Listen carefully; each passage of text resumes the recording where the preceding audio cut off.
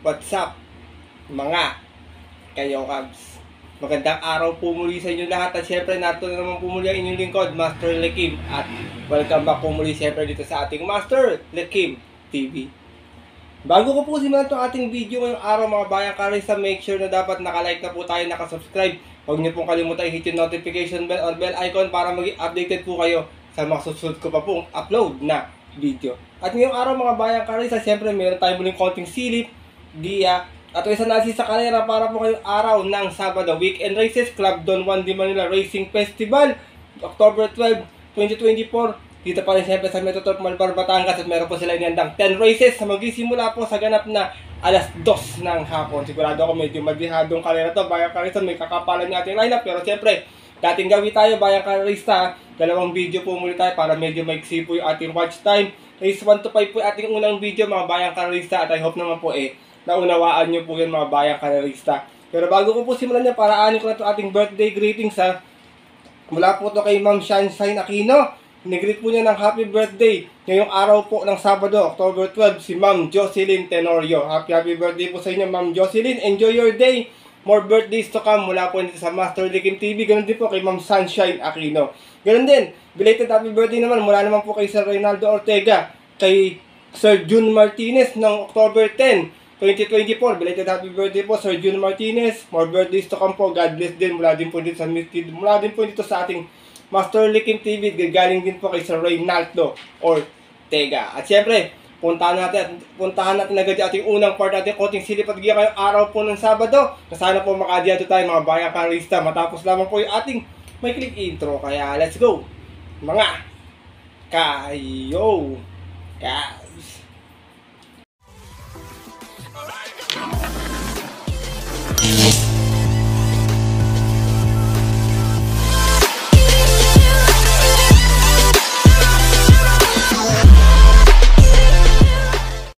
At gaya nga po ng nabanggit ko kayo sa ating intro, meron tayo 10 karerang lalargan ngayong araw ng Sabado. 1400 yung ating distansya lahat mga bayang karista. Meron tayong tigalawang set ng take all pick 6 at dalawang pick 5 at isang pick 4 po. Medyo may kakapalan yung ating lineup mga bayang karista. Ito yung inaabangan ng lahat, kaya medyo konti nagpa-lineup itong nakarang linggo. Natandaan nyo, 5 races lang tayo ng Saturday this time Meron tayong 21 races, Sunday po 11 races mga bayang karista. Natin ko magandang weekend races to. Sana makachamba tayo ngayong araw ng Sabado. Makauna tayo kasi medyo maganda yung lineup ngayong araw po ng linggo. Kaya ito, simulan ko na rin agad ating unang part, race 1 to 5 na ating konting silip at game mga bayang karista. Wala nang patumpik-tumpik pa. Good luck po sa inyo lahat. Have a blessed Saturday racing and start na po tayo.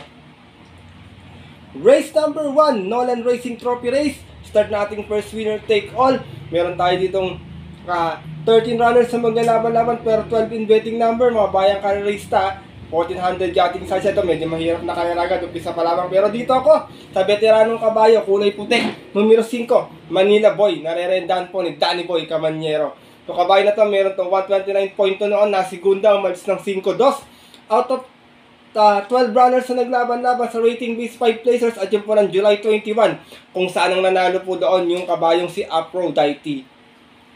From K.A. Malapira, di tayo magrerenda, Danny Boy Camanyero para sa ating veteran campaigner na numero 5 si Manila Boy. Second choice ko, numero 4, Magnum Force, narerendahan po ni Dodong Beliegas. Ito namang si Magnum Force, may 131.4 noon. Dumating po ng Tarsera, mas ng 3-4 out of 5 rounds na naglaban-laban sa rating B6 and 10 at yun po ng June 30, kung saan ang nanalo po doon yung dihadong si Dolia Rama. From JB Bakaykay, this time ang rerenda, AR Beliegas para sa ating numero 4 si Magnum Force.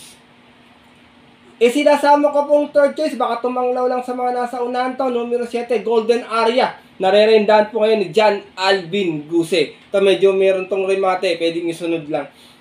Madalas na natatarsera na. Meron tong 131.4 noon, natarsera, umalis ng 2-5 out of 11 rounds na naglaban-laban sa rating B6 and 10 at yun po ng September 27, last race. Doon po sa karerang napanalunan ng kabayong si Limon Sudan Pauls. From CB Garganta, susubukan na rin na this time kay John Alvin Guse para sa ating numero setting si Golden Aria.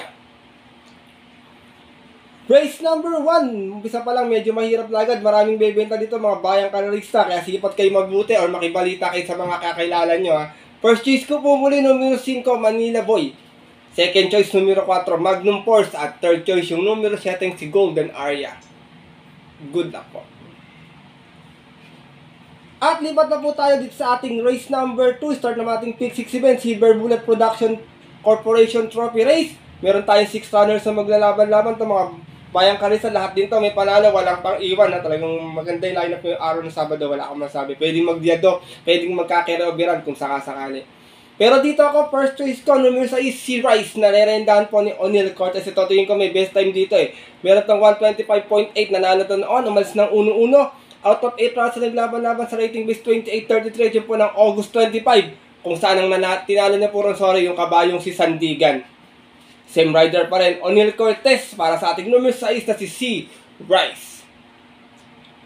Second choice ko na pwede kong magapay lang o pwedeng tumanglaw lang sa pwestuhan. May remate naman to, kumbaga to kabayan to. Numero 4, Bada Bing, nare-rendahan po ni Jomer Estorque.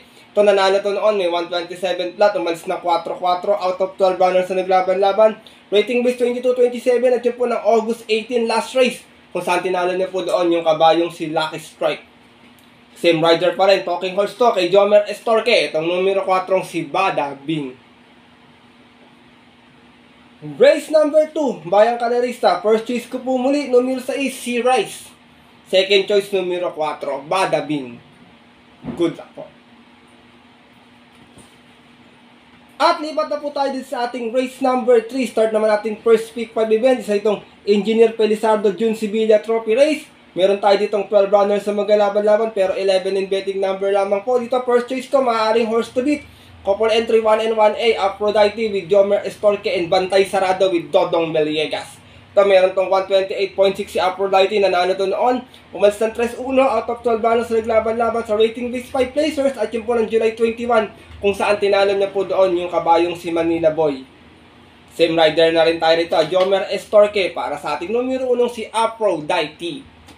Samantala namang 1A na si Bantay Sarado, galing din sa panalo last time, may 129 flat, umalis ng 5-4 out of 10 runners sa naglaban-laban sa rating base 6 and 10 at yun po ng October 2 last race. Tinalo naman po niya doon yung kabayong si King Washko.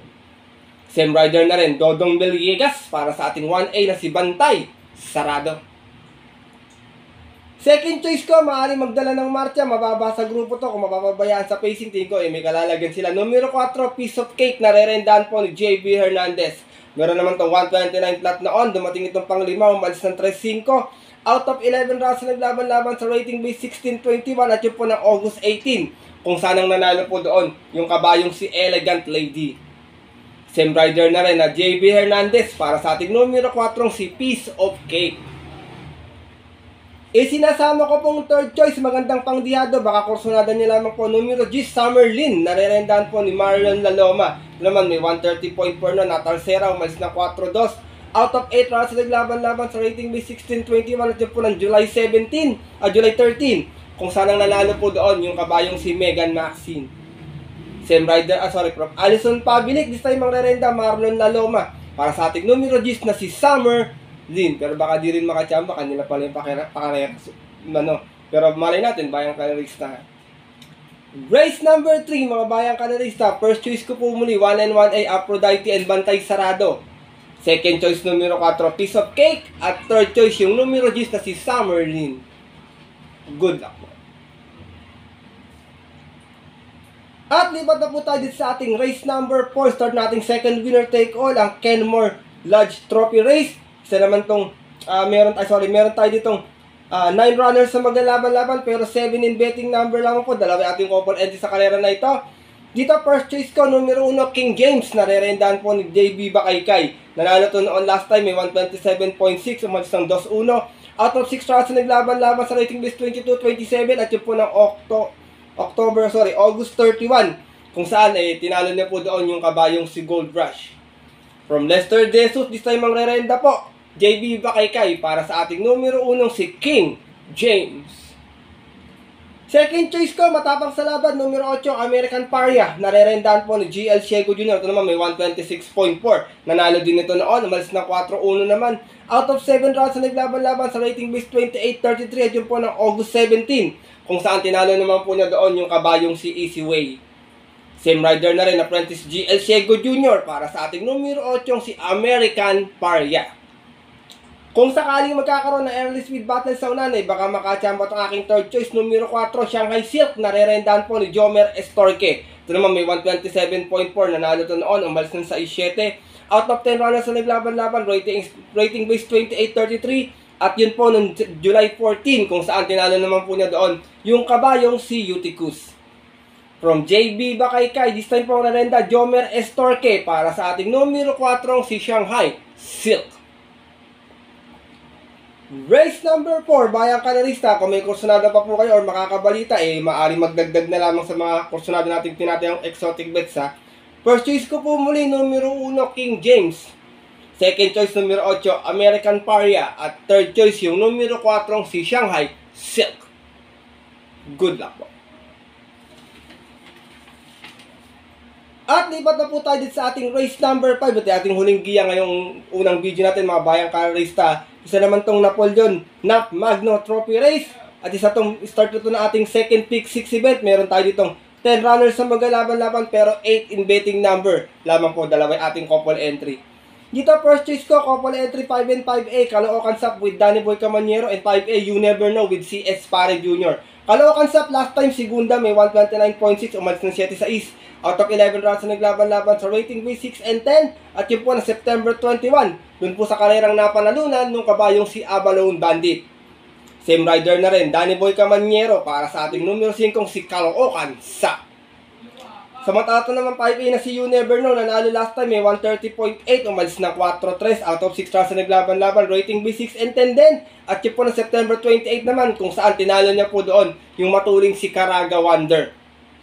Same rider na rin, si S. Pare Jr. para sa ating 5A na si You Never Know. Second choice ko, another couple entry, 2 and 2A, Caraga Wonder with Boji Henson and No Sen Yang Yana with J. Bernales, isang di bandera, isang di remate. Caraga Wonder, gaya na nabanggit ko last time, segunda nga po ito.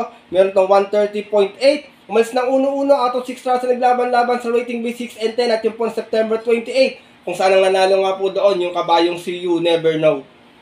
Same rider pa rin, Bayang Kanarista, Boji Henson para sa ating numero 2 na si Caraga Wonder. Samantalang ito namang 2A na si No Sen Yang Yana, may 132 last time, dumating ng Tarsera, umalis ng 9-7 out of 10 rounds na naglaban-laban sa rating base 6 and 10. At yun po na October 4, doon naman po sa karerang napanalunan nung kabayong si Shiri Nagar. Same rider pa rin, JB Hernandez para sa ating 2A na si No Sen Yang Yana. Race number 5, mga Bayang Kanarista, tingin ko para sa akin medyo matibay itong dalawa na ito. Basta palaban to, tingin ko isa dito sa dalawa ito mananalo. First choice ko po muli, 5 and 5A, Caloocan Sap with You Never Know. Second choice, numero 2, Caraga Wonder with 2A, No Sen Yang Yana. Good luck po.